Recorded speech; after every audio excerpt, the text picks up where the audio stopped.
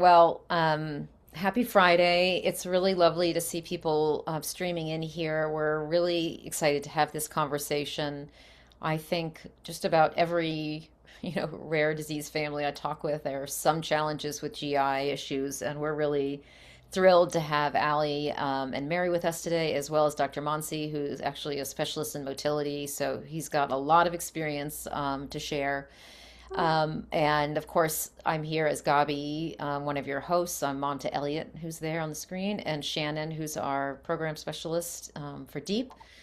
We're really thrilled to have you because I think we're going to get into some topics today that might be coming up for some of us, some decision points, right? And we've been doing this kind of series on decision making. We lovingly call this our holes series, right? What kind of holes do our kids get to um, be more comfortable and survive and hopefully thrive.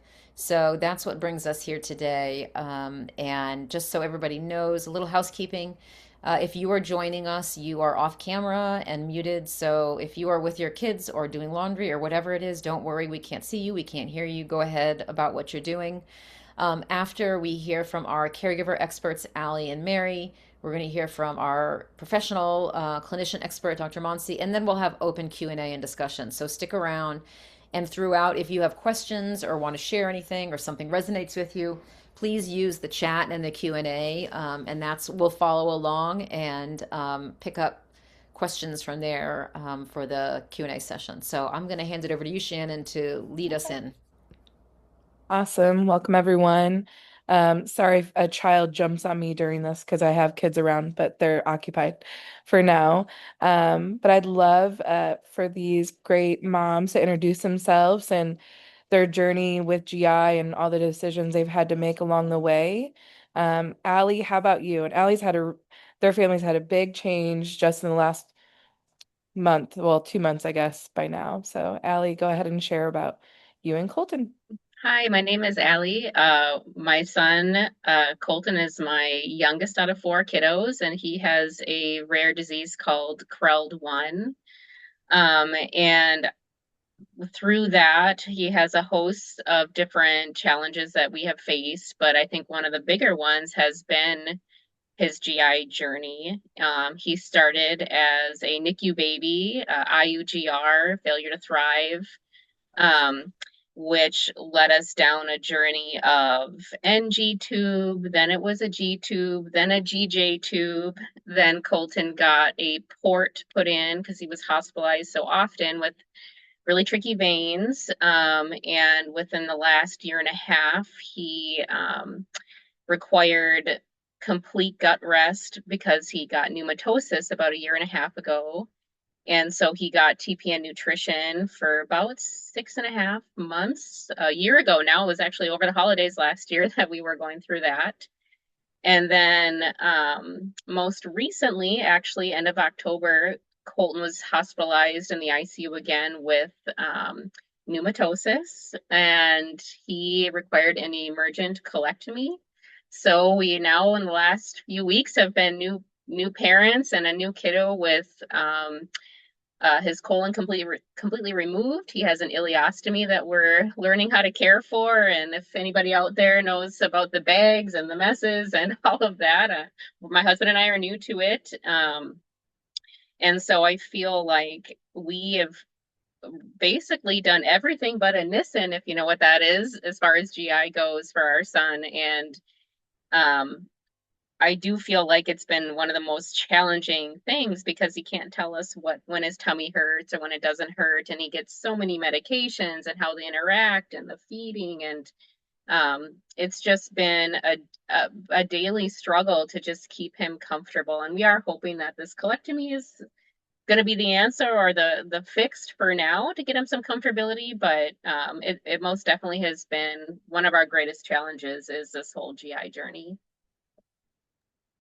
Thanks so much for sharing, Allie. I know that you guys have been through it like his whole entire life, and just I'm really hopeful for you too that hopefully this will keep you guys home and keep him feeling better and your whole family having like better quality of life, and excited to have you here to share your experiences.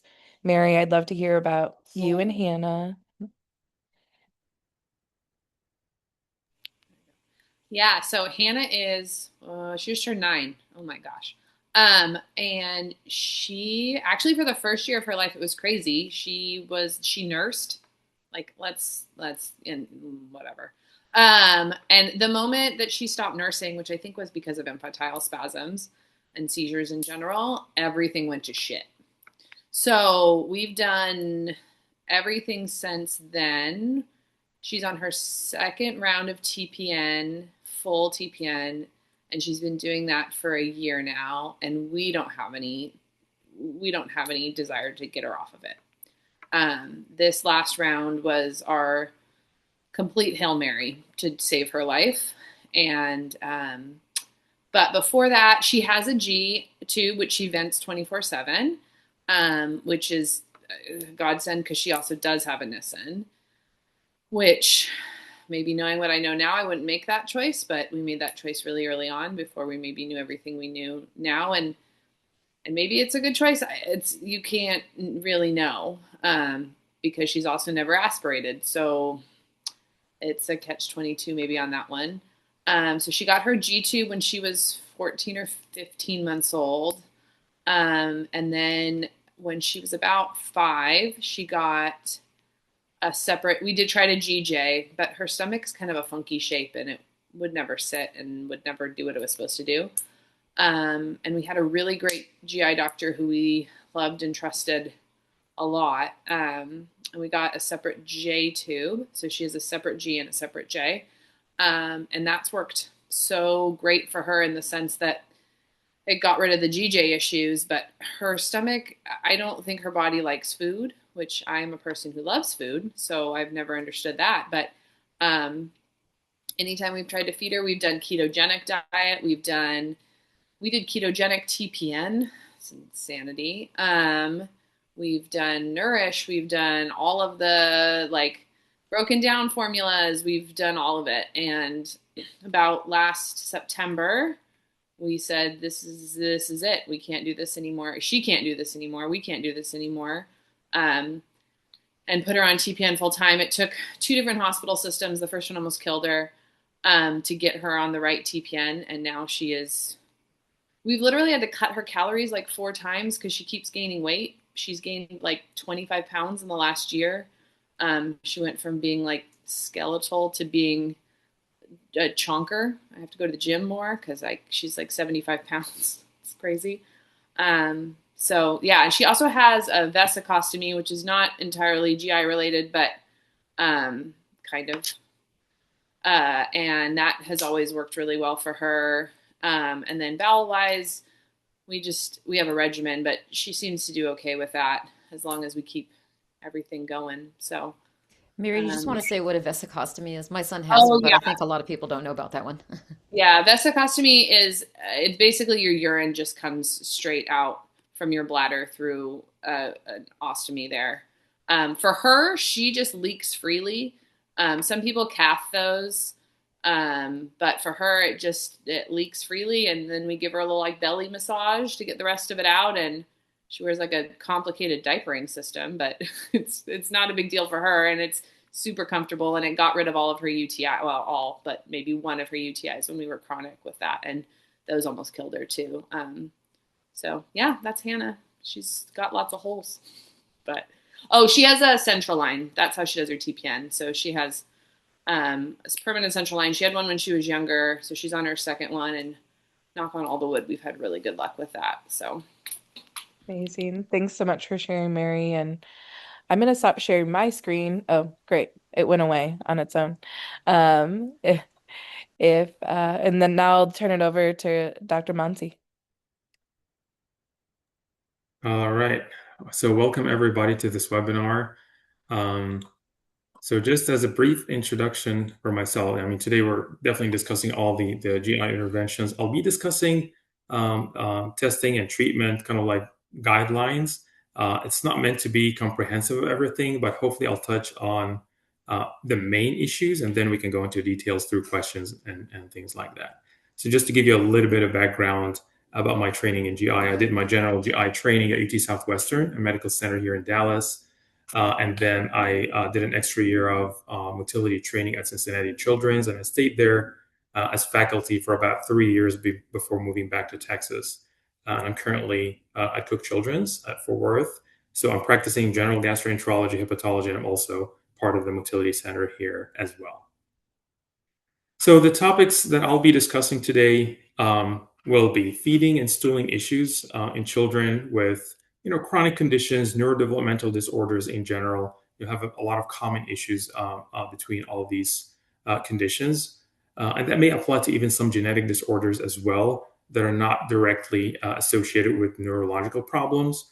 The common testing that we typically do in GI, again, meant to be broad guidelines, not very comprehensive. Then the clinical approach to these feeding issues, and that includes tube feeds, stomas, TPN, and different things that we typically do for them. And then, a separate clinical approach to stooling issues specifically. So what are the reasons for having feeding and stooling issues in this patient group? Well, one is we know that the central nervous system and the gut are so much connected, and we'll allude to this in the next slide.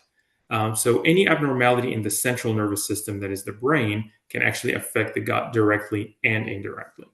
The second issue is immobility. Now, immobility is very important, and I give an example of constipation here, but basically, there has been a lot of theories about how mobility can help the central nervous system and the enteric nervous system, which is the nervous system of the gut, to function optimally. So with decreased mobility, there's decreased muscle tone that is very important in the whole body. And at the same time, the firing of the nervous system itself, whether it's central, alluding to the brain, or whether it's enteral, which basically just describes the gut nervous system. In addition, as mentioned before, there are multiple medications that are usually used to control many different things. Many of them are maybe anti-seizure medications, behavioral medications, and all of these may have a different interaction. They have an effect on the gut one way or the other. And then... Sorry to interrupt, Dr. Mansi. We don't see your slides yet. Oh, you don't? No. Let's try that again. Let me just make sure I'm sharing the screen here one more time.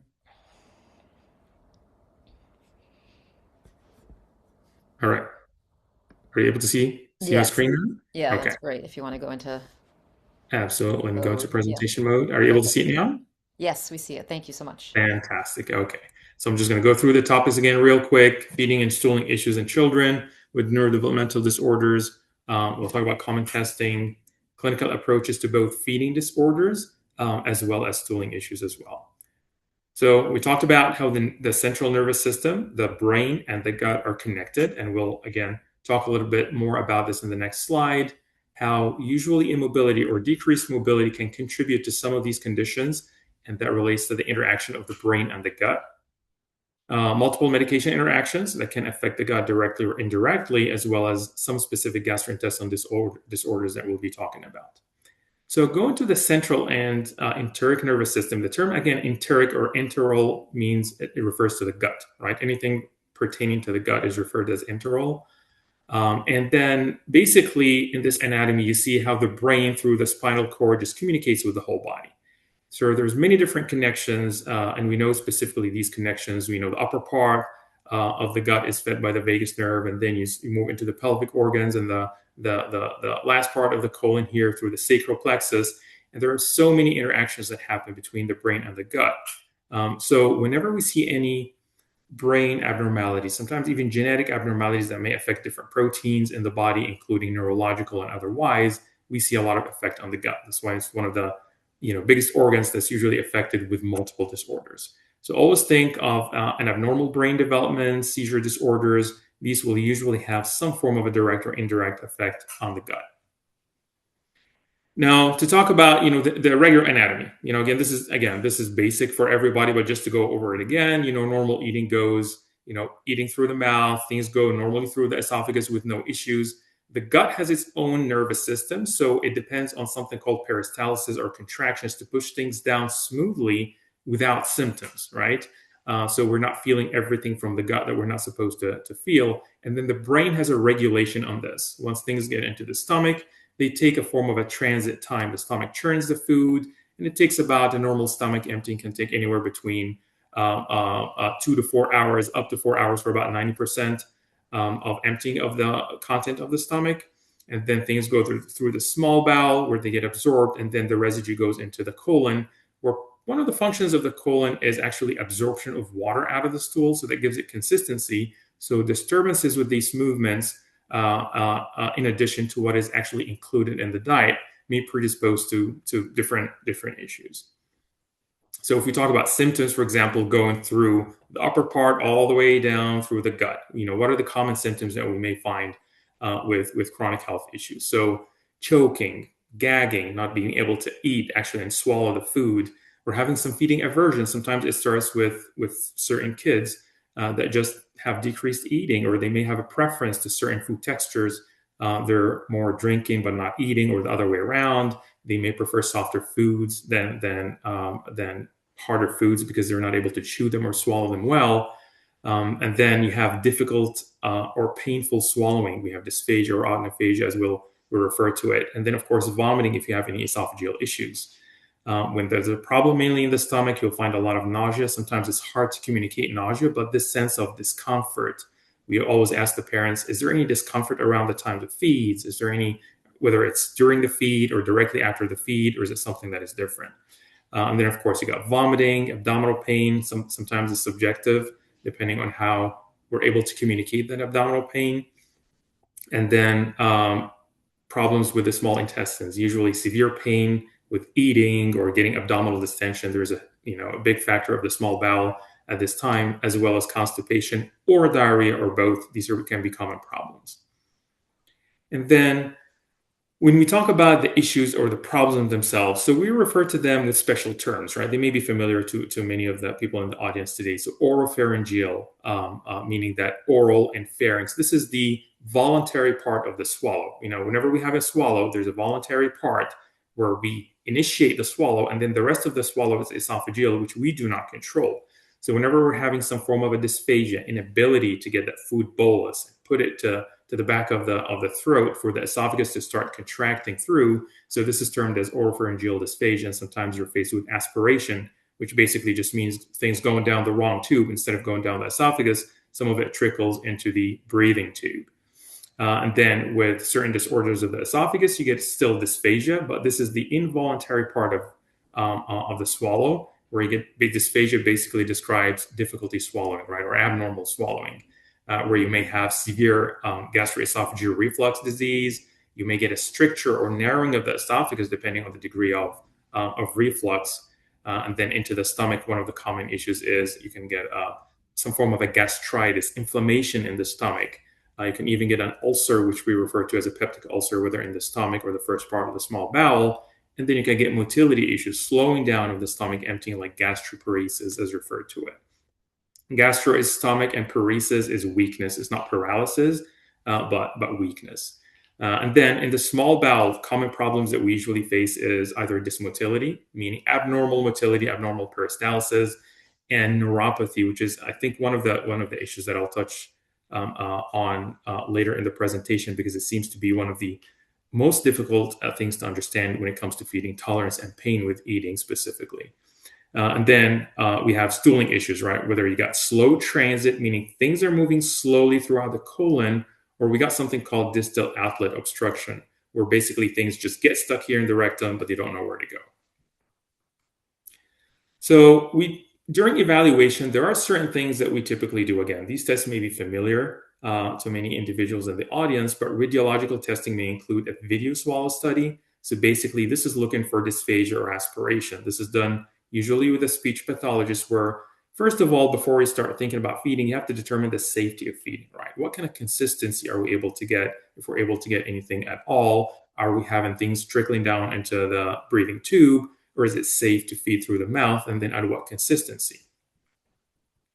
And then an upper GI study is usually one of the most useful, whether early on, depending on symptoms and signs of obstruction versus otherwise, where basically it's a dye study, right? There's a dye that's usually given through the esophagus, sometimes can be pushed in through what we call a nasoesophageal tube if we're not able to swallow it, for me to be able to see the anatomy, that's very important. Seeing the anatomy of the gut before even evaluating the gut motility is very important. So an upper GI basically describes the contrast going down the swallowing tube. That's a normal one, filling up the stomach, and then seeing it trickle into the small bowel with no obstruction.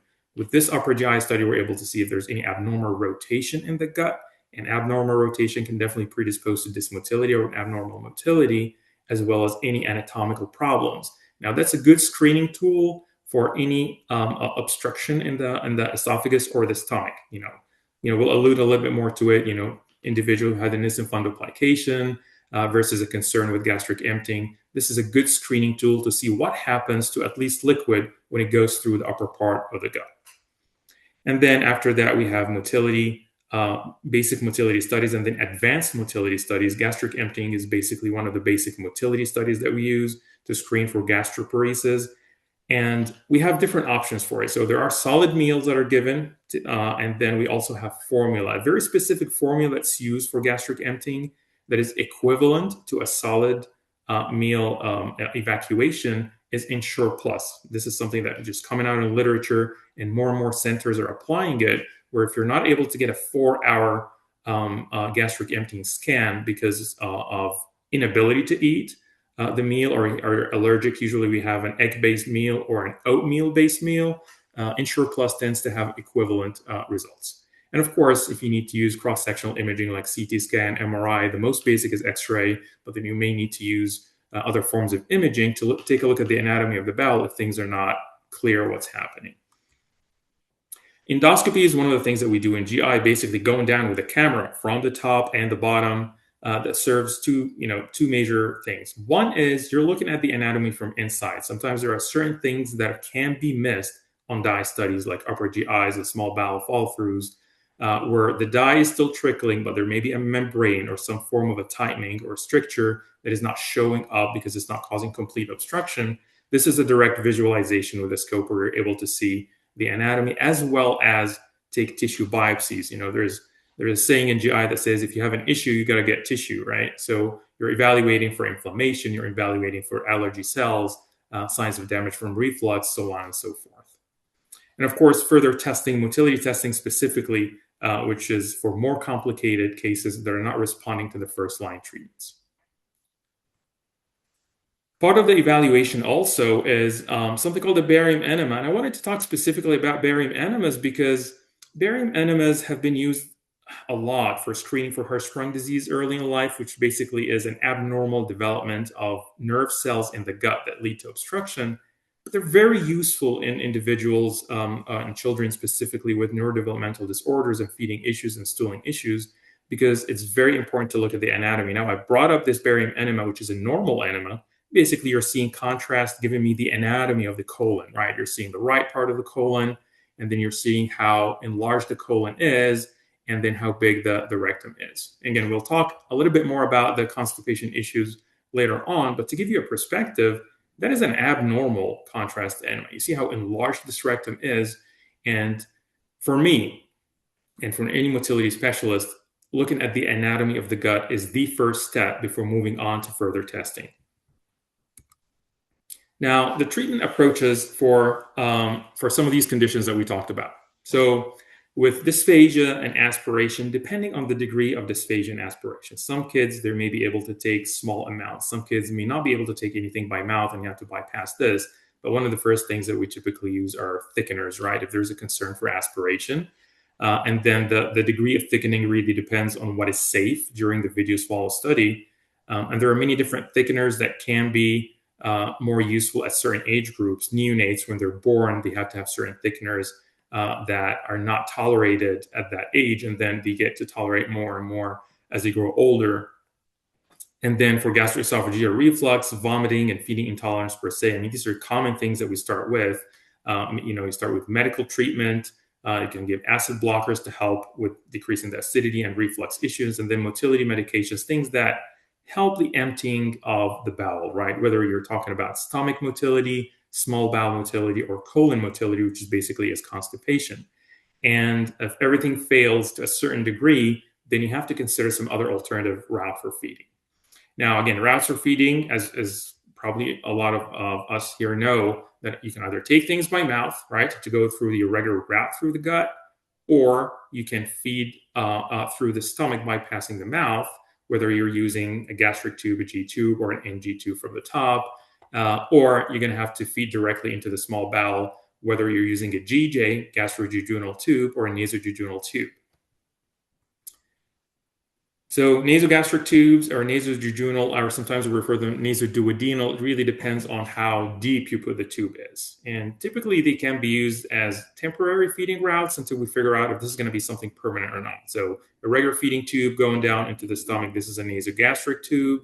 And then if it goes a little bit beyond this, if it's in the first part here is the duodenum, reaching a little bit further down is jejunal, to make sure that the feeds are not refluxing back into the stomach.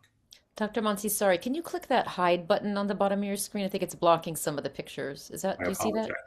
Absolutely. Oh, perfect. That's great. We can see now. Thanks. Absolutely. Thanks for letting me know. Sure. So basically, again, these are different routes. Now, the next slide talks about, the longer term feeding tube. And I wanted to, again, these are common things that are used, but just to talk about different structures and maybe some of the newer tubes that came out in the past few years. So that's your basic kind of like Mickey bun. This a gastric tube. This is the part that's outside the stomach, and this is the length that goes into the abdominal wall. And then there's a balloon that just keeps what we call internal bolus turd that just keeps the tube in, right? And then this is if you're feeding directly into the stomach, that's your balloon port, and this is your feeding port. Now, when it comes to GJs, right, we have different types, of course, different companies, but I wanted to bring those two types here because your regular GJ was the one on the far right? You get the gastric port and then the J port. Usually the J port was pretty large and pretty sturdy. You see that point here. So we were so limited using GJs in individuals or kids graduating the NICU, for example, or younger babies because of a concern for both perforation. That little tip here can cause a lot of perforation in these young kids and even younger infants up until they reach about 10 kilograms or so. And also that thickness here of the J port actually causes obstruction in the stomach. So basically you're trying to bypass the stomach, but you're causing obstruction to that small hole that drains other secretions from the stomach. So you're getting a lot of bad reflux. We used to see a lot of obstruction in kids who would get these tubes at a certain age, at a young age. Now the revolution here is in this tube here, which is called a micro GJet or a micro GJ tube, where basically you have the same axis of the G port and the J port. So you can feed into the stomach or give medications, let's say through the stomach, and then you can feed through the J port. But that port here is very narrow. This is an 8 French, almost like a feeding tube that you're putting through the nose, which avoided these two problems. One is that this is not thick enough to cause obstruction of the stomach outlet. So you're not blocking where the stomach things should go. And at the same time, you have a very flimsy tip here, just like the feeding tube that you put through the nose, that is safe and doesn't cause perforation in that young group. So right now we're having, very young infants who would require something like a GJ feed that can use it very easily. So gastric feeds in general can be given as either boluses. The term bolus is you give them through, in a large volume in a relatively short period of time, almost resembling the way we eat. We sit down, hold our plate for 10, 15, 20 minutes, and then we're done. We don't eat for an hour and a half or two. And you can also give gastric feeds continuously depending on the tolerance. Continuous feeds tend to be more tolerated because you're avoiding a lot of expansion of the stomach muscle. So a little bit more tolerance is seen during continuous gastric feeds, and then bolus feeds are the normal ones. But anything that's what we call transpyloric, after that pylorus part of the stomach, it has to be continuous. And of course, it doesn't necessarily have to be 24 hours. You can give breaks and work around the feeding schedule. But the point is they have to be continuous, not boluses.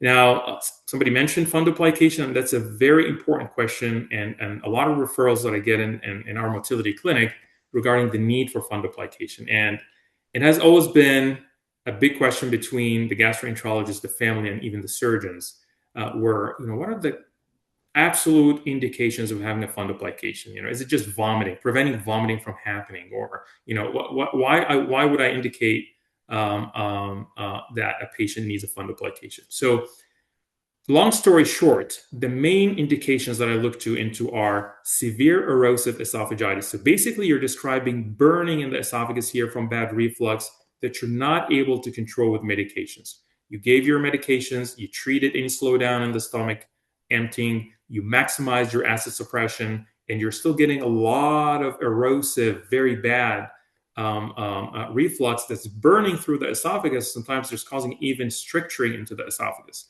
If you're not able to control it, then some form of a fundoplication is done. And the term fundoplication is basically just doing a stomach wrap. So you're getting the upper part, the fundus of the stomach, and you're wrapping it around that lower esophageal muscle or sphincter to tighten the path for things to reflux.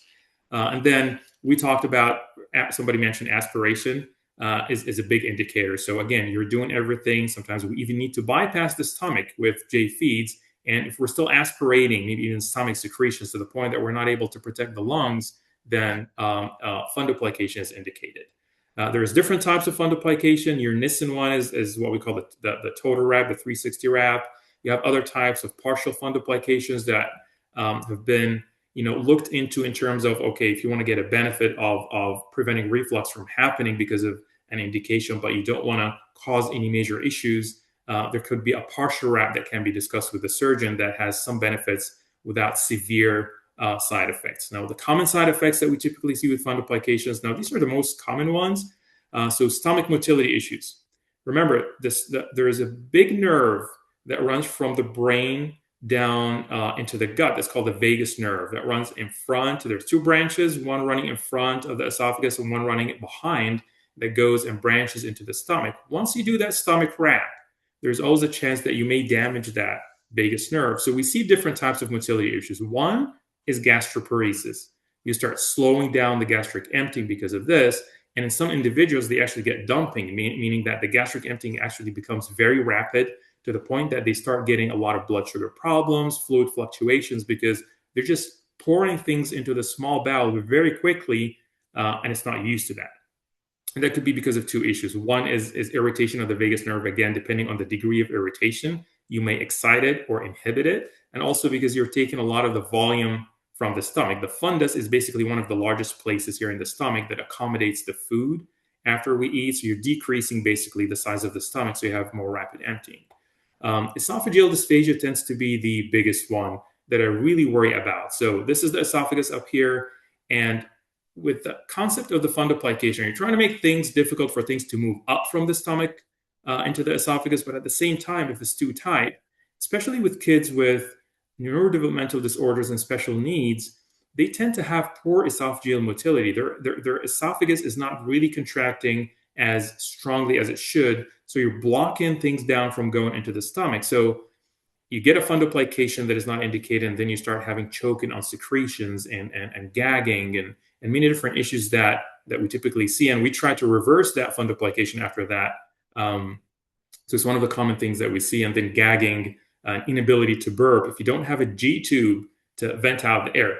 Initially, I mean, when we all eat or drink, there's some degree of air that goes into the food, even if you're not drinking like fizzy drinks. So you have to let some air out. This is part of the natural process of eating and drinking. Now, if there's inability to burp, that can sometimes become very, very disturbing to the patients, unless, of course, you have like a venting G tube or something like that.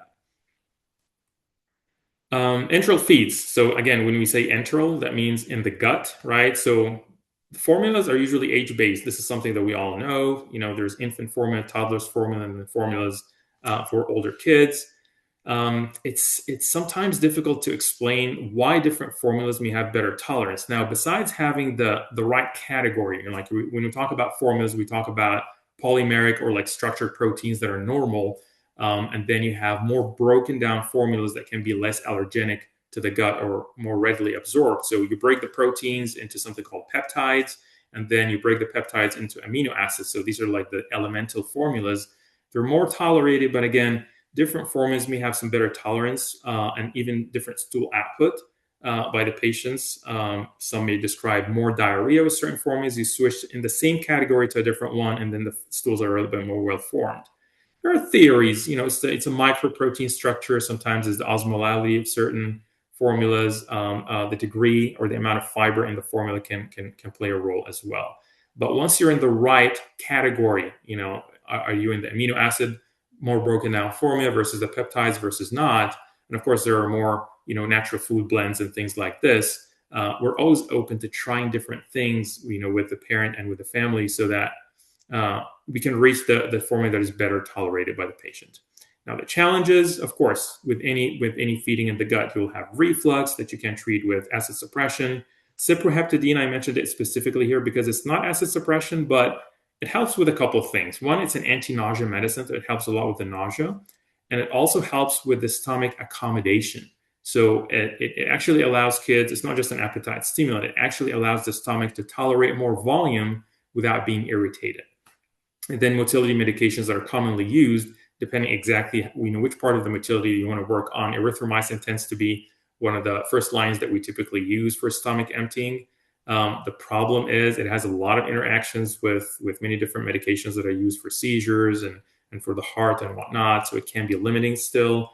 Motegrity or Mestinon are two other options, more approved in adults, but have been used in pediatrics as well with different established doses.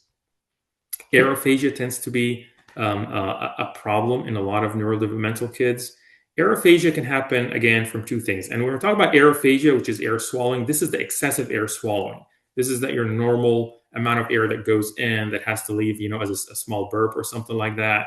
Some kids with neurodevelopmental disorders, either because of reflux, they have an exaggerated swallowing reflux, or sometimes it's just a habit that they have, that they swallow a lot of air. And if you're not able to vent this air through the G-tube, it sometimes builds up in the small bowel and their bellies get super huge and very distended. And sometimes that can be misinterpreted as just dysmotility, but it's mainly due to aerophagia.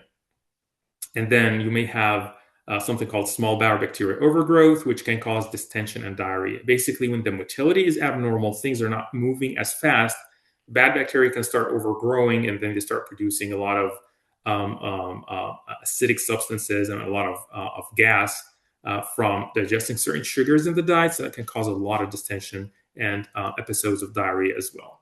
Then alluding to that, what we call the neuropathic pain. This is kids who are just having pain with feeds. It's not really vomiting. It's not really just reflux. They're just in pain every time you feed them, or you go up on the regular concentration of their feeds. And then you're looking at neuropathic pain. You're trying to control that pain. And we'll talk a little bit about how to deal with resistant cases in later slides.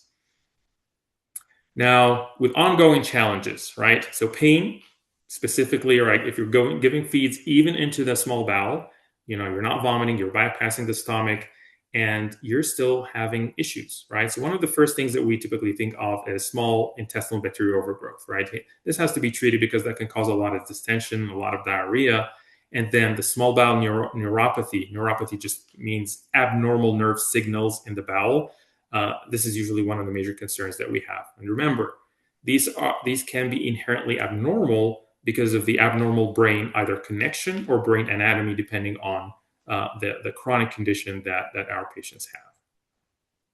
So next step, usually whenever we get to the stage where even jejunal feeds are not tolerated and we're thinking about going for maybe TPN or something like that, I tend to do motility testing to take a look at the nerves and the muscles of the bowel. Basically, this is what manometry or pressure testing does in motility, is you're looking at the integrity of the nerves and the muscles of the bowel.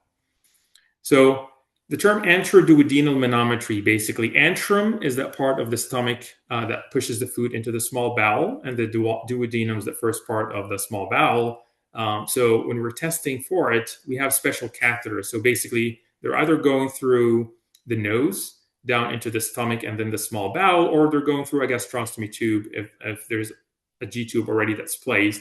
Where basically these are pressure sensors, and they're very sensitive, and they can be interpreted after that on a computer, where we're seeing the stomach contractions. This part here is called the antrum, so it's called antro, and then the duodenum, and that gives us a very good idea about what's happening in the stomach and the small bowel nerves and muscles themselves. For neuropathic pain, typically the treatment goes on pain control and then optimizing the motility of the gut. With pain control, there's many different things that have been used, things like gabapentin, neuromodulation in general, medications that help mitigate those nerve signals and make it more tolerable, and then improving the movement of the gut as much as possible with many different medications, sometimes in combination, to optimize the motility. And then if everything else fails, then before even moving to TPN, we like feeding into the gut because gut feeds are usually, as long as it's tolerated, they're more preferred than TPN because of some of the complications that we'll talk about that are well known. But an ileostomy here serves two things. And basically, if some individuals don't know what an ileostomy is, this is your stomach, right? And then this is the small bowel going all the way through. And then before it goes into the colon, that last part here is called the ileum. And whenever we find severe abnormalities in that antroduodenal manometry or motility testing, especially if it's telling us there are a lot of abnormal nerve signals and we're not able to overcome this with pain treatment and motility medications, we usually opt for doing an ileostomy. Why are we doing an ileostomy? Basically, this is some form of a decompression of the whole system. We found out that even with pain, even if you're not seeing severe obstruction or dilated bowels, that pain gets better. And then you have more feeding tolerance into the bowel, trying to avoid TPN as much as possible. So this has been tried with different patients in different age groups with different rates of success, but it's typically the next step before we move on to something like total parenteral nutrition. Now, if you fail and then you cannot do full enteral feeds, so whether partially or completely, then you have to use TPN, basically total parenteral nutrition. Parenteral here refers to through the vein, just for the terms. Enteral is gut, and then parenteral is through the vein or the vessels, where basically you would have some type of a central line, whether it's a port or a PICC line for a shorter period of time, which is a peripherally inserted central line, and then you have your TPN. Now, again, indications: you're unable to completely feed through the gut, and it definitely, as we said, requires a central line placement. And the rule is, as much as we can, of course, as tolerated by the individual, we try to feed through the gut. You'll see the doctors, trying as much as possible to even have trickle feeds of something, because these are called trophic feeds. And these trophic feeds basically just mean the gut needs some form of something running through it with a certain type of nutrition for it to maintain the cells healthy. When you don't feed the gut, then you start seeing atrophic changes, meaning that the gut cells just wither out, if that makes sense. So it tends to make things a little bit more difficult to reverse if we think about reversing this or going back to feeds after that. So, of course, some kids do not tolerate anything, but you'll always see that push from the doctors. And it may be, I've seen maybe some different interactions, different parents may have different perspectives of this. It's like, why are we pushing even for some trickled feeds? And the main concern is the gut really loves some form of nutrition to stay healthy on the inside. Again, side effects are known, right? TPN, you can have central line infections or fevers, TPN-induced liver disease. Of course, you try to minimize this as much as possible. You take care of your lines, treat any fever as a central line infection until proven otherwise.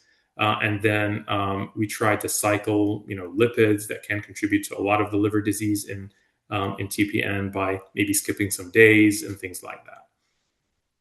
Now, so these were the major feeding issues, and we'll go into maybe some other details during the questions, but then moving into stooling issues or constipation. So this basically is a picture that shows the colon and then how things are moving through. Think of these blue, round things here as maybe the stool, right? So with a normal bowel movement, the stool leaves the colon with no slow transit going through it, right? The stool starts here and it moves in chunks and then goes into the rectum. The rectum feels the distension of the stool and it contracts on its own. And then when we bear down, that bearing down is very important to help the rectum finish its contraction and have a normal bowel movement. Now, the most important thing to understand is after a full bowel movement, the rectum and maybe the last part of the sigmoid colon, that we call this the sigmoid colon, has an S shaped here. That's why it's called sigmoid. It's empty, but the rest of the colon does not have to be empty. And that sometimes can create a lot of misunderstanding between what happens, for example, in the emergency department. If somebody has some feeding intolerance, they go to get an x-ray or they're constipated. Well, they have a little bit of stool here, a little bit of stool there. But when you ask the parents, are they stooling on a regular basis? Yeah, they're going on a daily basis. They have soft stools. And for kids who are, bowel continent, they're not having any accidents. And it usually throws them off when the doctor says that, hey, we have constipation because we saw shadows of stool in the colon. So it's very important, just an important concept to explain. Now, whenever we have a problem with the colon, it can either be a slow transit, so things are not moving as fast into the colon, so the stool is just moving universally slow until it comes down here. And there's so many different factors affecting that slow transit. Well, one is genetics, right? Many different individuals. If you look at a normal general population with no health issues at all, and ask, let's say, 100 adults or 100 kids, how often are you going? Adults would describe anywhere between stooling 2 times a day with no symptoms, meaning that they're having soft stools with no bloating and no difficulty or painful stooling. And some other individuals who may go like 3 times a week, maybe every other day to every 3 days. Provided that there are no symptoms, painful stooling, or hard stools, this is still considered as normal. It becomes abnormal when you start having problems like painful stooling, hard stools, or of course, any diarrhea or accidents if you're bowel trained. Now, that is in contrast to that pelvic outlet obstruction, what we call as dyssynergic constipation, where basically the transit itself here is normal and things just get stuck in the rectum. Before we move on to this, a lot of the medications that are used to control seizures, work on behavioral abnormalities, even ADHD medications, and so on and so forth, do slow down the colon transit, so they may contribute to some form of constipation. And then when things come down into the rectum here, but we're not able to have an evacuation, again, many kids with neurodevelopmental disorders, whether because they're immobile, they have hypotonia, or even hypertonia, they're not just able to regulate the contraction of the torso muscles to generate enough pressure, and they're not relaxing the bottom here completely. You get that form of dyssynergia, inability to be in synergy or coordination. So things just get piled up in the rectum and they don't leave, right? So these are 2 different kind of like theories, slow transit versus dyssynergic constipation. Now, when we deal with stooling issues or constipation in general, one of the first things that I usually like to tell the parents is there's tons of medications that can be used, right? But I like to classify them into, in layman terms, mushers versus actually pushers. And that's actually, part of the stimulants. So mushers versus pushers, and I apologize if I missed this here. So mushers are basically stool softeners. These are things that we're relying upon for what we call mild to moderate constipation. These can be things starting from, natural things like prune juice, Miralax, anything that's magnesium-based that you see in the pharmacy, magnesium citrate, magnesium hydroxide or milk of magnesia, oxide, Docusate, even of the other medications like Linzess or Amitiza. All of these just retain more water in the stool to keep it soft. But if you're having slow transit, if you're having things that are getting stuck in the colon, then you will need a little bit more help with stimulant laxatives. Like Senna, for example, is one of the commonly used medications, tends to be milder and very dose dependent. You have a lot of room to play with the dose. Then you have bisacodyl, and then Motegrity as a third line. There are some other more advanced medications, typically more approved in adults, but they can be used to improve the gut motility. Whenever we use these medications, I tell the parents, one is they're always dose dependent, meaning that if a certain dose did not work, that doesn't mean that the medicine did not work. It means that that dose did not work, or you are in the wrong category. Instead of using a stimulant laxative or a pusher, you actually use the musher. So this is why it's not working. But I can guarantee you at a certain dose, it will work. Given the example of Miralax, how many parents or how many patients have used Miralax that did not help in the past, but when you put them on a clean out protocol with Miralax, you will get diarrhea. So there is always a threshold, a breaking point where the medicine will work, but you have to make sure that you're at the right stage of treatment and at the same time you're in the right category. And then the last part, the suppositories and enemas are meant for fast rectal disimpaction. So these are the fastest working medications to help unclog the tube from the bottom, because if you have somebody who's already backed up for 2 to 3 days and you're trying to get them to stool, if you start using medications by mouth, yes, some kids may have a fast response within a few hours and they may start stooling, but some may take hours to maybe even the next day, and it's very frustrating because once this starts, they're already more backed up and you don't have a fast relief. So I tend to use them as a safety net on an as-needed basis. Not, of course, every day. Some kids, with very special circumstances, they may need an enema or suppository on a regular basis to help with the evacuation, but we try to minimize it as much as possible and optimize these 2 categories.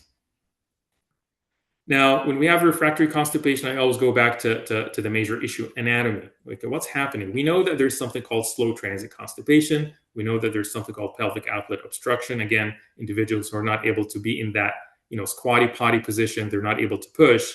But if your anatomy is disturbed and you do a contrast enema and you find a rectum that's that huge, then most likely we will need a lot of dependence on rectal therapy to be able to decompress that rectum. Of course, doing due diligence workup to see why are we having this. Is it just a side effect of chronic constipation that the rectum just got dilated in younger kids who you're suspecting Hirschsprung disease, for example, or an abnormal bowel nerve cell? You have to investigate this, but this is a game changer, because once I see this on a contrast enema, the conversation with the parents is very different. And then again, when we look at the motility studies, we looked at that diagram before, but we have something called the SITS marker study, basically how to differentiate between slow transit versus dysenergic constipation. Again, we discussed x-rays before. X-rays are not meant to diagnose constipation. X-rays are just meant to look at the stool burden. I do not do an x-ray to tell somebody if they're constipated or not. Constipation is a clinical diagnosis. How often are you stooling? What is the stool consistency? And any symptoms with stooling. But for us to start even evaluating the motility, we do something called SITS marker study. So basically, these round dots here, we have radio opaque, meaning that you can see them with x-ray kind of markers, where they can be either swallowed or broken down and put in applesauce or something like that, and they can be given into the stomach, and they travel into the colon. And we repeat x-rays at certain intervals to see how fast things are going through and if you completely emptied the colon or not. So in about 5 days, that's typically kind of like the end line for it. If we don't see any markers at all, that means your transit and your evacuation is more or less on the normal side. Now, you may have some hard stools and pain with stooling, but at least things are going down through well, and they're not having either slow transit, where the markers are just scattered all over the colon, which tells us there's a problem with the whole colon moving things through, or the markers just get concentrated in the lower part, and we're having a problem with evacuation more than a colon transit problem. And of course, there are more evaluations that can be done using motility or pressure testing. There's something called an anorectal manometry. Basically, anorectum is the anus and the rectum. We have special catheters that go through the bottom that have pressure sensors and a balloon in there. And it has many different values depending on the goal that you want from them. So one is it evaluates the baseline pressure of the anal sphincter, right? Are the pressures high or the pressures low, especially in kids who are, for example, having incontinence versus constipation. We do certain testing with that balloon here, which basically just resembles stool in the rectum, to see if there's a normal interaction between the nerves and the muscles of the pelvic floor. That helps with dysenergic constipation as well, that pelvic outlet obstruction that we talked about before in kids who are maybe a little bit more cooperative, but having stooling issues. And that's a good screening tool for Hirschsprung disease as well, that can save us doing, for example, a biopsy, whether it's a rectal suction biopsy or a surgical full biopsy from the colon. If you have an anorectal manometry, then most likely you don't have Hirschsprung disease. And then we have something called a colonic manometry or motility testing for the colon, where right now, if we're suspecting that we're using medications, they're not really helping, we're still having issues. Okay, now we go down with a camera, with a colonoscope, place a long catheter that has pressure sensors all over through the colon to evaluate the muscles and the nerves of the colon to see if things are moving well or not. Is it responding in the first place or not? Because some individuals may have something called colonic inertia. It's just not moving at all, no matter what you do. And basically what you're getting from the medications is just pain from spasms or contractions, but things are not moving well. Or you may have what we call segmental dysmotility. Part is not moving and another part is moving. Usually the distal part here, if it's very, very dilated or stretched like we saw before, it may not have a lot of movement in it as well. And then depending on the failure or success of the treatment, sometimes we have indications for something called a cecostomy. So basically, a cecostomy, that part here of the first part of the colon here is called a cecum. And an ostomy is just an opening, just like the gastrostomy. And basically, this describes the flushes that we typically give, or enemas. Now, whenever you give enemas, there's something called retrograde enemas when you go in against the direction of poop. These are your regular enemas that you get from the bottom, right? You're trying to evacuate the rectum and the last part of the colon. But you can give also antegrade meaning in the direction of the stool. If this is going to be a long-term problem, or kids sometimes are not tolerating enemas from the bottom, then you can have that little button here that looks like, this is not a bag, that's not a colostomy. This is basically almost like a feeding button that you put in the cecum here, and then you give high volume enemas, or what we call as cecostomy flushes, where they basically would just go through the colon and make sure that you're emptying the colon on a daily basis, or depending on how frequent you want to do it, especially with very enlarged rectums or very dysmodal colons, if their colonic manometry is normal.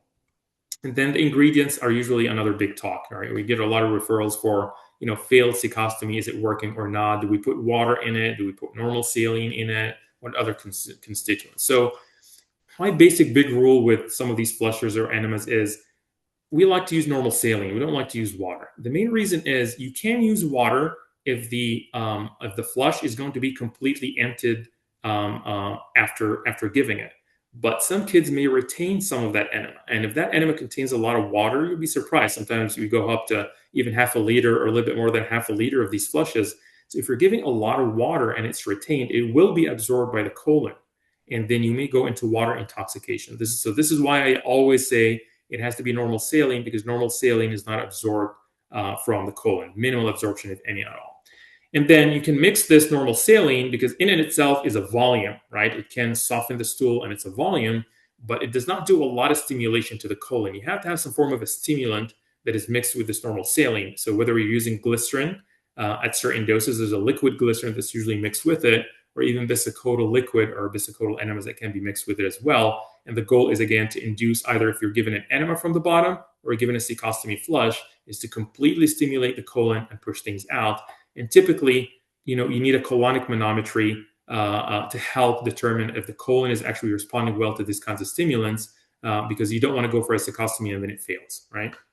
And then other ingredients that people may see if they have anybody with a cecostomy is that they, some physicians may like to put some Miralax in this. Some may like to put Castile soap, just kind of like as a lubricant or something like this. But I usually don't see any benefit from this. One is Miralax basically is a stool softener. If you're putting the right amount of saline, you don't need any more volume. This is number one. And then the other thing is, when you put different types of soaps, Castile soap and things like that, they tend to be very irritant to the colon. So we've seen like some form of colitis happening, or inflammation in the colon, when we scope kids who are either on those, retrograde enemas from the bottom, or cecostomy flushes that have a lot of these soaps. The main reason why they're being used is whenever you irritate the rectum, whether you distend it with volume or you irritate the wall, it will contract. So you're trying to use that inherent capability of the rectum to contract when it's irritated, but you have to irritate it with something that is temporary. So these medications cause this form of temporary irritation and stimulation, but without long-term inflammation. And then if things fail, you're trying everything and then nothing is working, then sometimes you have to resort to some form of an ostomy. You have to divert poop from the colon, depending on really where the problem is. We talked about an ileostomy before, but an ileostomy, basically you're disconnecting the small bowel from the colon. And that can be a solution if you have, major colonic problems. We heard about, a case where we had severe pneumatosis and the colon had to be taken out. So sometimes you can go with the ileostomy. But if there's a chance to preserve part of the colon function, we usually prefer that, because again, you have better fluid control and electrolyte control when you have part of the colon connected, because this is part of what the colon does. It reabsorbs water out of the stool. So it helps with the stool consistency and with the volume. So you're not running through into electrolyte disturbances with maybe higher ostomies like ileostomy. And a colostomy basically just means a colon opening to the skin. This can be in the ascending colon if the rest of the colon is not working and you need to put it high up here. Or it can be way down there into the transverse, descending, or even a colostomy bag before the rectum. If the rectum is the one that is super, super huge and we need to give it time to rest, then sometimes a colostomy is done and then reconnected after that when things calm down. So I hope with this I touched on the major points. I'll be happy to entertain any questions at this point. Thank you so much, Dr. Mansi. That was really comprehensive and a lot of information. Really terrific. I saw we did have a question in the chat. Um, how do you find pediatric GI motility experts like yourself across the country? Are there certain hospitals to look at that families could reach out to, or families are saying they have never actually met a motility expert, and what? Absolutely. So yeah, so motility tends to be a little bit limited in some children's hospitals. There is the NASPGAN website. I can share these websites with you. NASPGAN is our North American gastroenterology group, which basically has a motility section where it gives most of the motility centers around the country. It's updated every few years, so it might be out of date for maybe one or two motility centers. But there are motility centers that are scattered around the country. Motility people know each other, so it's very common if you find somebody and you're transferring or going, transferring care somewhere, is to talk to individuals or maybe even general gastroenterologists who may know motility experts around the country. But our numbers are limited, so we kind of like tend to know each other. We have a very personal relationship with each other. I have the phone numbers of most motility individuals around the country and many different mentors. But there is a link on the NASPGAN website, which I will share with you maybe after the visit, that has just a list of many of the motility centers, especially pediatric motility centers around the country, in addition to adult as well. Typically, we like the pediatric motility doctors to see pediatrics, not because we're territorial, but because there's a little bit of difference in practice for motility than in adults. So in adults, they tend to specialize in certain areas. So we may find a motility doctor who specializes in the esophageal motility versus colonic motility. But typically for pediatrics, because we look at a lot of congenital problems and some individuals may even need transplant evaluation for their bowel, we tend to study the anatomy and the function of the whole bowel. So typically a pediatric motility expert would be more familiar with testing all the way from the mouth to the anus, if that makes sense. And also looking at the numbers in adults do not translate correctly to pediatrics. So many of the numbers can be falsely interpreted as wrong, as normal or abnormal. That's good to know. So great feedback coming in for all the information you shared here. What are your favorite mushers? So, Mushers. so one of the big things is safety, right? There is a lot of information on the internet about safety of using stool softeners in general, and then addictive, concerns for even stimulant laxatives. I can come off of it or whatnot. In general, they're very safe, right? We've had kids on it for years, and if you need to use it, you use it. The only side effect, I tell the parents that whatever you use, if you give a low dose, it's not going to work. If you give a higher dose, the only side effect that you're going to cause is diarrhea and bloating and some cramping if you're using a pusher. But you're never going to hurt the kidney. You're never going to hurt the heart as long as you're not in clean out protocols. You're not letting the diarrhea happen for a week, with huge amounts of stool. My favorite that typically is easy to use is Miralax. One thing is it's one of the safest that we use, and we use this, or that is evident by the fact that we use it a lot for our clean out protocols, whether you're doing a colonoscopy or whether you're impacted, because compared to other stool softeners, and again, there's nothing against them. I use lactulose, I use magnesium-based stool softeners. But for example, some kids who have kidney problems, they may be a little bit more sensitive with magnesium-based because it can elevate the level of magnesium in their blood. And it can cause, at certain doses, we typically don't reach these doses with stool softening, but high level of magnesium is a muscle relaxant, so it can cause some problems in kids who are very sensitive. Lactulose is a sugar base, right? So it basically has a sugar base that draws water in the colon to maintain the stool soft. So it can cause some bloating just because it's a sugar. It's digested by stomach bacteria or intestinal bacteria, to be more specific, that can cause some bloating. So you typically see bloating with the stool softening effect. And then another issue with kids who are on a ketogenic diet, they tend to have a little bit of a problem with having lactulose or types of sugars in their stool softeners. So typically my to-go-to that is easy to use is Miralax. The caveat to that is again, many kids are underdosed on Miralax if they are in the right category of the musher.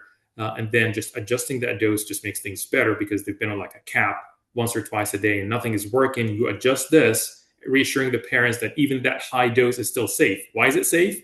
Because your kid is not pooping, right? The kid is not having diarrhea, so it's still safe for them. They're not going to reabsorb the Miralax. It's not going to cause any problems, We're just trying to reach the right dose for you to. Yeah, that makes a lot of sense. I did have a couple of questions that came in before the webinar that people asked me to ask you. Of So I'll course. jump in with one, and then Allie, if you wanna, anything came to mind to you as we're listening, feel free to jump in. But some of these kids, a lot of these kids who have motility issues have a lot of hypotonia issues, right? So muscles that just, the tone is missing. Mhm. One family asks that, their child is severely hypotonic except for the rectum. It's like Mhm. that's like the strongest muscle they have. So you're trying to get them to Right. poop, and they just will hold it and hold it. And so I think lots of families have to do like manual massaging and Mhm. stimulation and all these kinds of things to get things moving. Is that the sign that there's something else that should be done, or is that just part of the, Part of the yeah, condition itself, yeah. yeah. So it can go both ways, right? One is, kids with muscle tone abnormality. I would call it muscle tone abnormality, whether it's hypertonic or hypotonic. They have that pelvic floor dyssynergy, inability to coordinate the muscles of stooling. Because remember, you need higher pressures from the top and you need lower pressures from the bottom for things to move. It's just pressure dynamics, right? So if you're unable to generate enough pressure from the top or relax completely from the bottom, you will have this happening. So it's part of the process. But then, are we having complications from this? This is what we try to overcome with the medications that we give, right? So when I combine mushers and pushers, basically what I'm trying to do is, provided that there are no complications of that constipation, like for example, a severe stretch of the rectum, because it's a whole different ball game. I try to keep the stools as soft as possible, so even the minimal pressure that they can exert with their low muscle tone is able to evacuate it. And of course, that's not going to be just enough.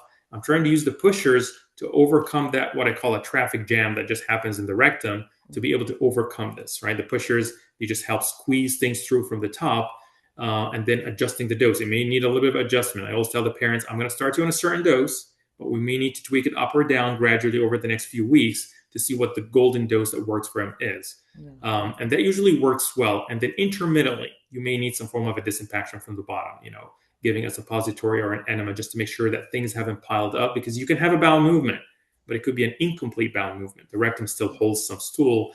And then if it starts to accumulate, then you'll get impacted.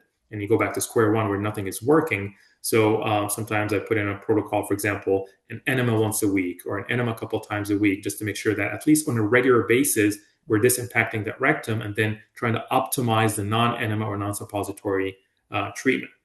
Now, if you have other complications, for example, like a dilated or a hugely dilated rectum, or you've tried all the medications and nothing is really working to have that daily soft bowel movement, some kids are dependent on suppositories. So this is just a fact of life. You get a glycerin suppository, a bisacodyl suppository, or an enema on a daily basis to get things out. Remember, the kids are, especially the ones that have immobility or they're sitting in a wheelchair. You can't stool when you're sitting down. You have to relax. You have to relax your bottom. So and you have to bear down in a certain way. So if you can't do it on your own, you're going to need help with it. Now, if you start going to measure other complications, like you're using suppositories and enemas and things are not working, and now we go to the more complicated ones, where are we thinking about doing, high volume enemas so they work better than the regular enemas or suppositories, or for a better quality of life? And that's a conversation that I always have with the parents. Would you like to go for a colostomy? If we're having just a pelvic floor problem that is going to be chronic and is not going to improve, would it be easier for you and for the quality of life of you and your kid to maybe have a colostomy? It could be a low colostomy where you still have the major part of the colon working on the absorption of the stool, but then the stool is not having a hard time bypassing that, what I call a traffic jam, or like a door that doesn't want to open, given all the results. I tend to be very minimalistic with it, avoiding surgeries, avoiding anything that is not needed. But when you hit a wall, you have to consider something that works for the quality of life of the parents and the patients. Sometimes we do this temporarily because of complications that may happen. Some patients may have like rectal perforations and things like that. So, and then after we do it temporarily, when we start talking to the, in clinic about reversing that ostomy and putting things back together, the parents would tell me, something that was life-changing. We're just happier. Our kid, we're traveling right now. We don't have to worry about explosive diarrhea. We just have a bag that we empty. We have a routine for it. They're happy. They're not getting distended. We're not struggling. And if they're happy with that, that is a goal on its own, if that makes sense. So this has to be tailored. There's no one rule fits all. It has to be tailored to the patient himself or herself, and then the quality of life and the parents as well. Yeah, I really appreciate you mentioning that because I think that's a huge part of what families are searching for, right? Is just a Right. better quality of life. And sometimes it's hard to understand or imagine where that line is. And, Absolutely.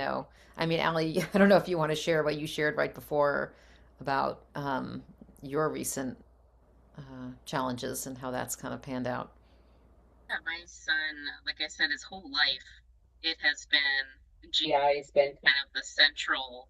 It's what started us, in the hospital as a NICU baby. It's what we always kind of went back to and our greatest frustration. And I think the biggest challenge that we've always had is, especially with comorbidities, I feel like his GI has always been dismissed. It was actually my question to say, where do I find somebody?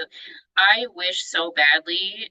So anybody on here, if you have a young child, or I wish so badly I would have seen this 3 years ago, because I feel like just understanding this and what's available, maybe my son wouldn't have just lost his colon, because every slide that you posted is something that we have gone through and medications we have tried. And we just and my son is, I don't know if I mentioned, he's 4 years old.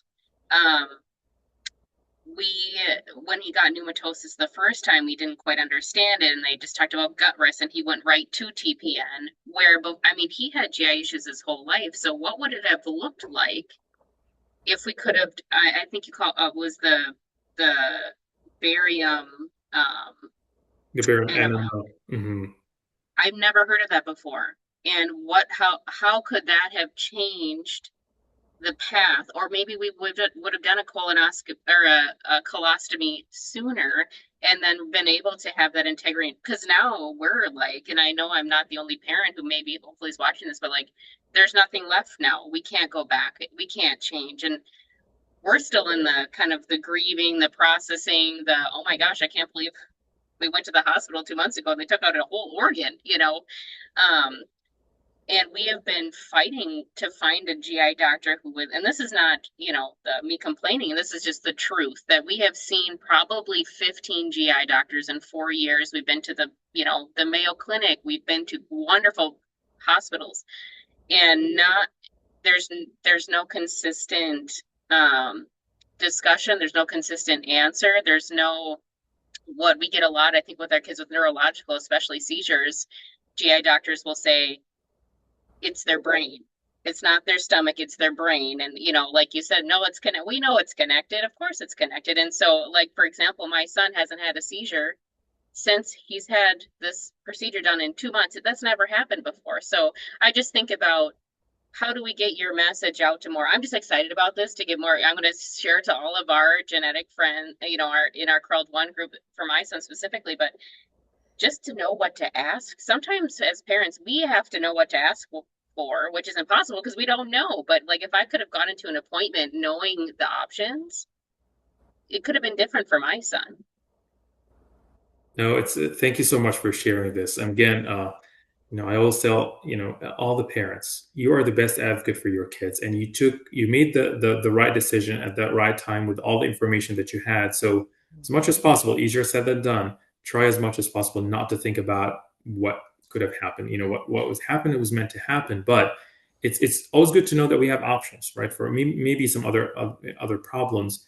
And one of the things, and it's an interesting field, and motility is one of the newer fields in GI, right? Whether it's even in adult GI and then even in pediatric GI. It isn't available in every place. The science of motility itself is ever evolving, right? So we're trying as much as possible to educate even our general gastroenterologists and then our fellows and our residents when they're training, that these are subspecialists, and if they're maybe lucky enough to get a rotation or go visit a motility center to get an exposure to it. We're trying to get more people interested in it because it's important. Motility is not like a very specific field where you're looking at inflammatory bowel disease, as an isolated inflammatory part, or as a specific liver disease. That's basically your whole gut, but it's not responding to your regular treatments. And it can affect major decisions, as you said, whether to do the surgery or not, whether, how things are going to grow.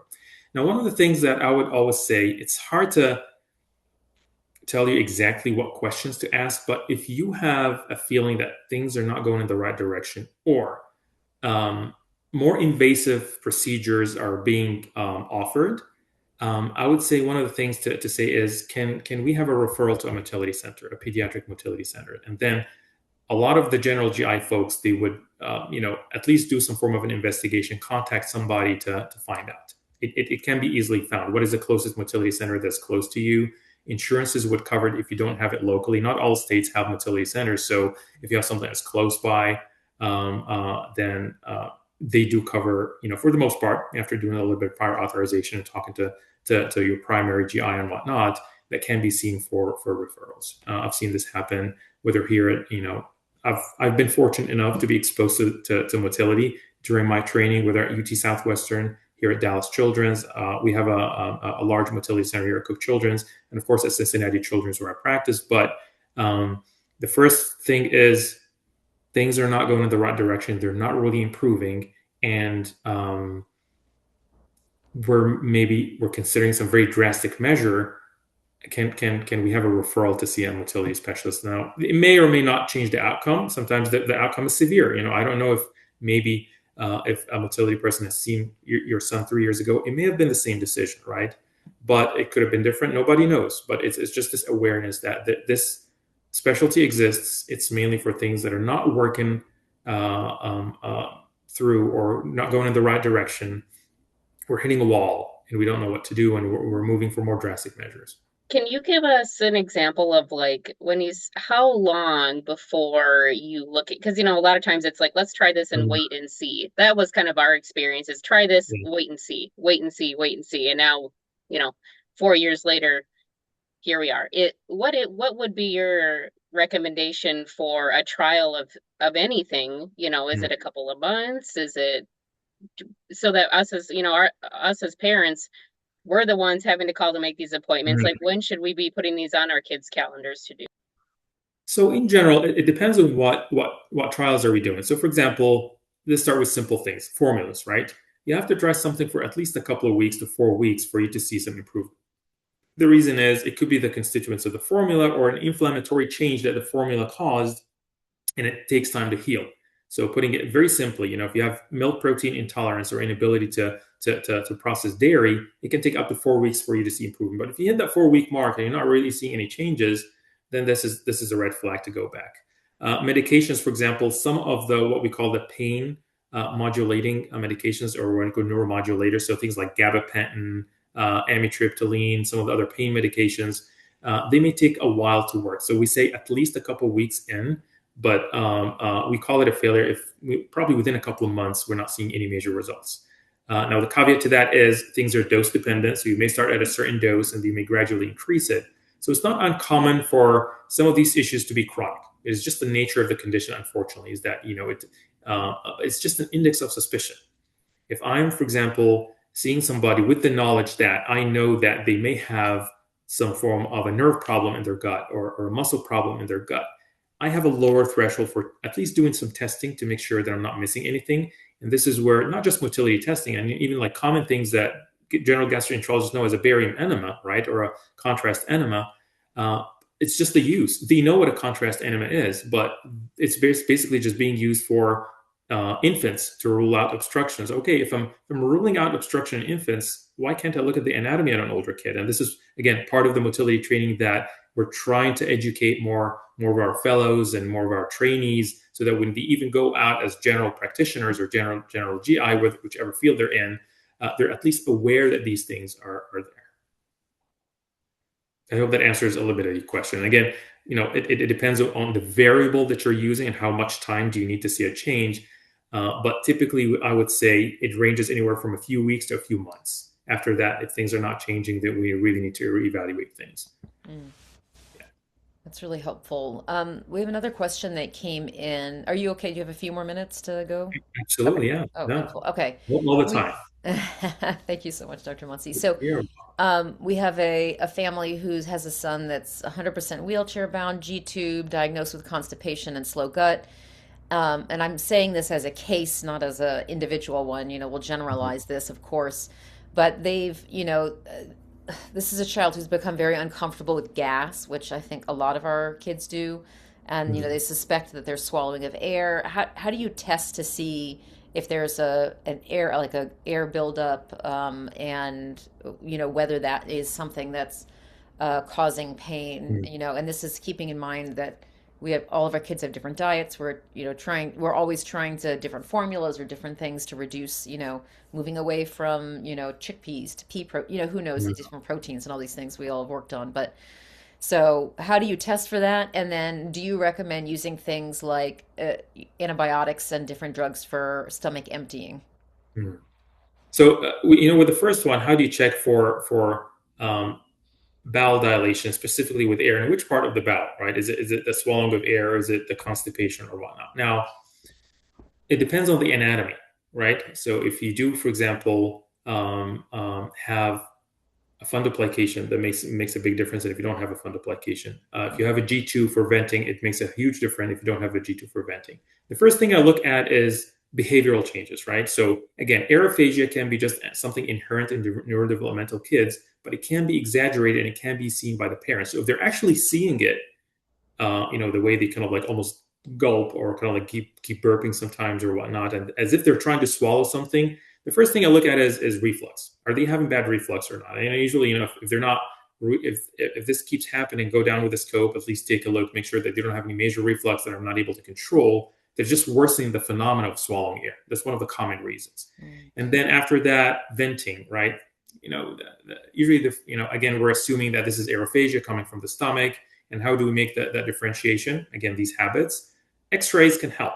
With an X-ray, simple X-ray, I can tell, if you're able to read X-rays well, you can say this air is in the stomach, or this air is in the small bowel, or this air is in the colon, right? Mm. It depends on the quality of the image, of course, but there are patterns of small bowel distension with air that look very different than colonic distension with air. They may overlap because the colon is big, but it's simple as this. Even before going for a CT scan, you can just do an X-ray and see if you have large bowel and small bowel distension versus only small bowel versus a huge stomach where it's just full of air, right?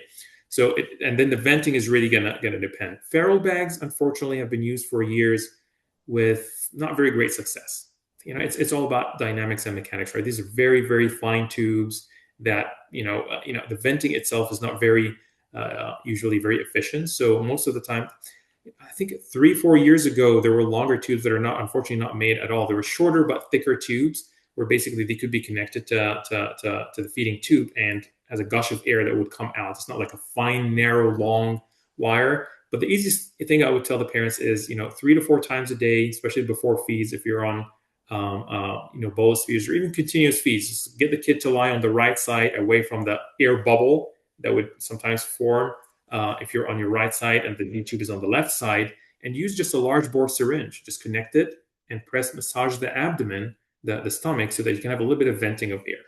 The larger the size of that large bore syringe, the easier the air venting is going to become. Sometimes you just connect it for a few minutes and then you take it out. If it goes into the small bowel, that could be aerophagia, right? We just swallowed it. And this is when you try to optimize the motility medications from the stomach all the way down, right? And also the colon, because once the air goes in there, it's definitely going to go through the small bowel. It's going to go through the colon. So it contributes to both.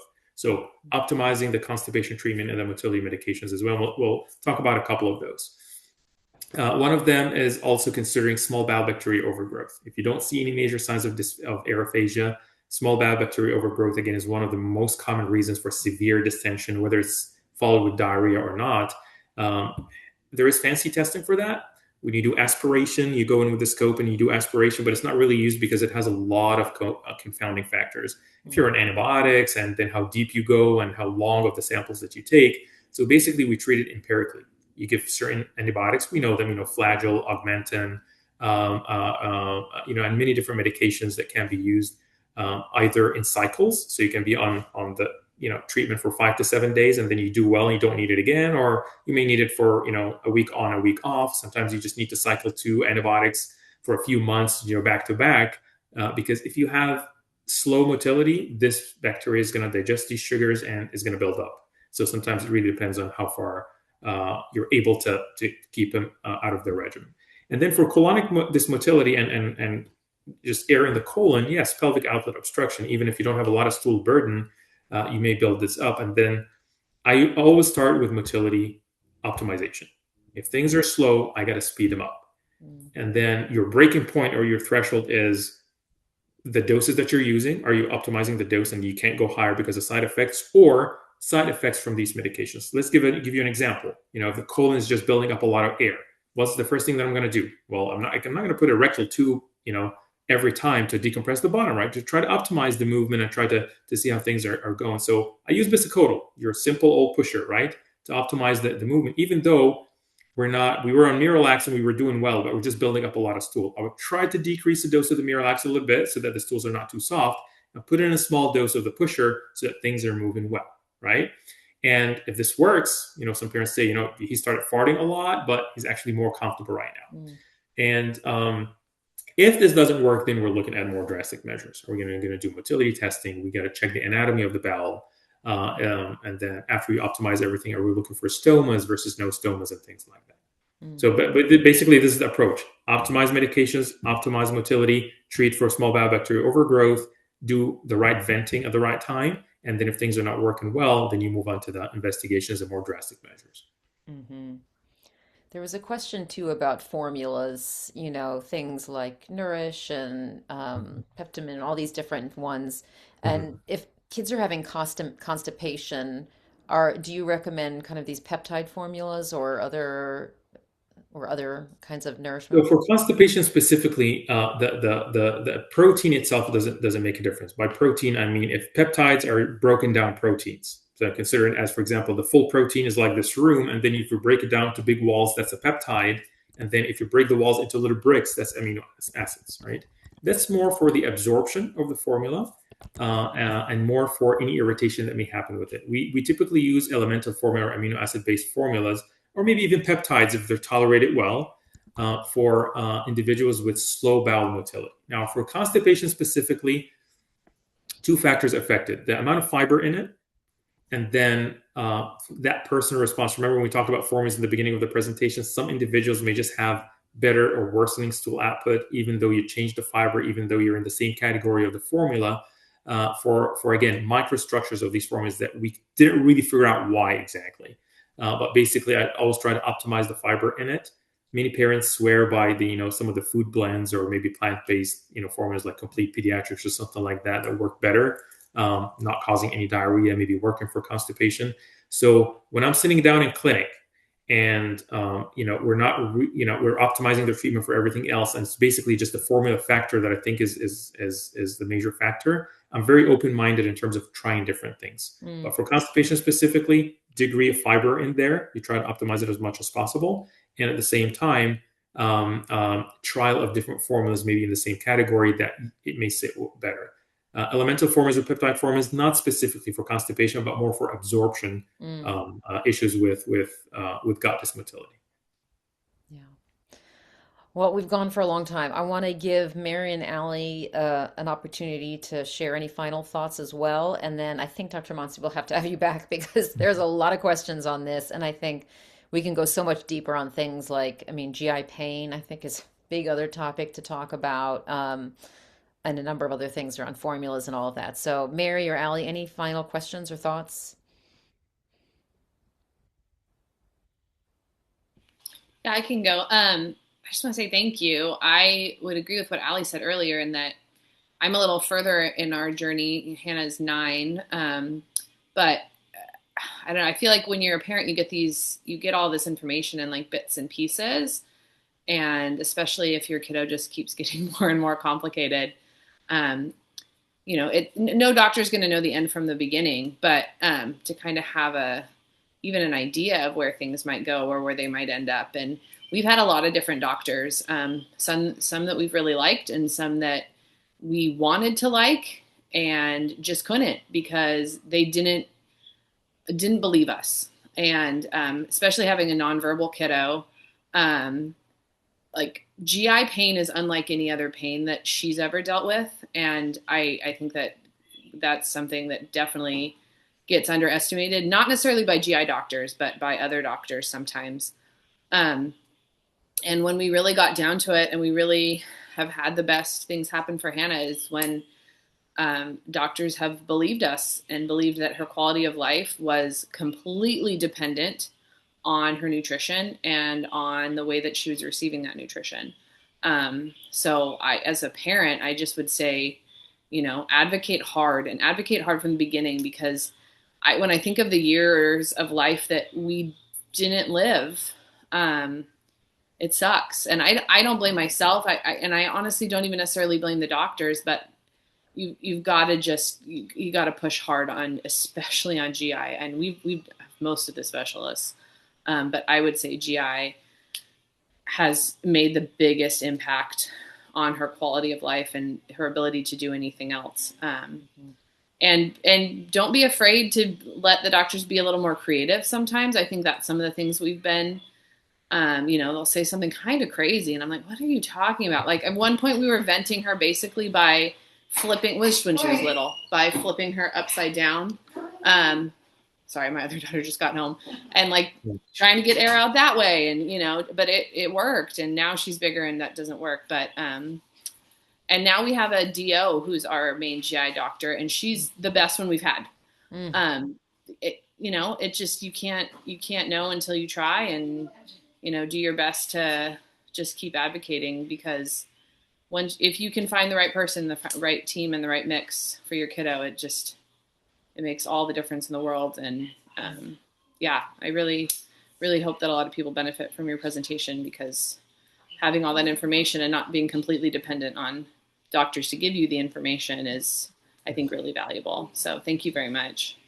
Absolutely. And there's a couple of points. One is, for the most part, I can tell the doctors do care, but you don't know what you don't know, right? So it's still an education even within our GI field to teach about neuropathic pain, to teach about, you'll be surprised. I've even had some, I would say relatively young motility trainees who are still, not well educated about this neuropathic pain, right?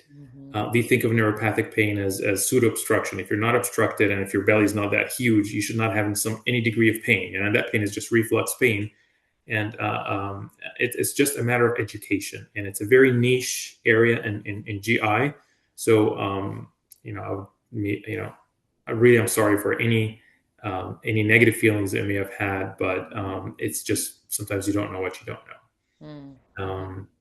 That's just the point that I wanted to share. But most people do really care.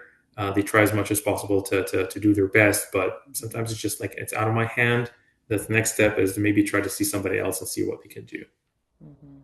Yeah. And then the second point, sorry, before I forget, it's good to know all these bits and pieces of knowledge, but definitely tailoring the treatment for the patient is very important. You can't copy and paste. I always tell parents, it's very good to have support groups and talk to each other about different things, but don't try to copy and paste from one to another, because there's so many different variables. The healthiest thing to do is to talk to your doctor about it.